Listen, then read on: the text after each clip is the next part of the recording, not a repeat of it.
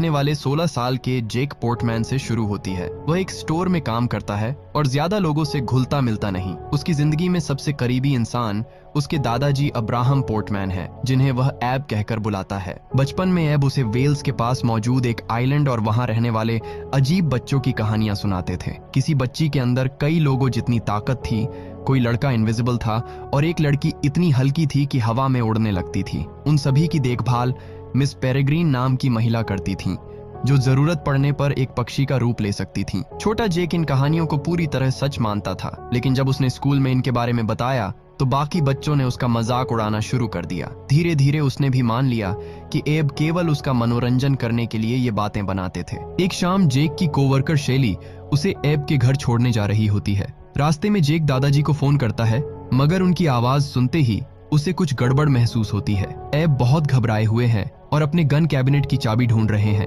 वह जेक से कहते हैं कि किसी भी हालत में घर मत आना, क्योंकि उनके दुश्मन वहां पहुंच चुके हैं। जेक को लगता है कि दादाजी की डिमेंशिया वाली परेशानी फिर बढ़ गई है। उसके पिता एब की गन पहले ही सुरक्षित जगह रख चुके थे, इसलिए वह उन्हें शांत रहने के लिए कहता है, लेकिन एब लगातार उसे वहां आने से रोकते रहते हैं। उनकी हालत देखने के लिए जेक फिर भी घर पहुंच जाता है। अंदर कदम रखते ही उसे पूरा सामान बिखरा हुआ मिलता है। दरवाजा टूटा है और ऐसा लग रहा है जैसे किसी ने पूरे घर में कुछ ढूंढने की कोशिश की हो। एब अंदर नहीं होते। पीछे के जंगल की तरफ कुछ निशान देखकर जेक उन्हें खोजने निकल पड़ता है, जबकि शेली अपनी कार से गन लेने जाती है। थोड़ी दूर जाने पर जेक को दादाजी जमीन पर बुरी तरह घायल हालत में मिलते हैं। उनके शरीर पर गहरे घाव है और दोनों आंखें निकाल ली गई हैं। जेक तुरंत इमरजेंसी सर्विस को कॉल करता है, मगर एब जानते हैं कि अब उनके पास ज्यादा समय नहीं बचा। आखिरी सांसों में वह जेक से कहते हैं कि उसे आइलैंड पर जाना होगा। वहां एमरसन को ढूंढकर 3 सितंबर 1943 वाले लूप में प्रवेश करना है।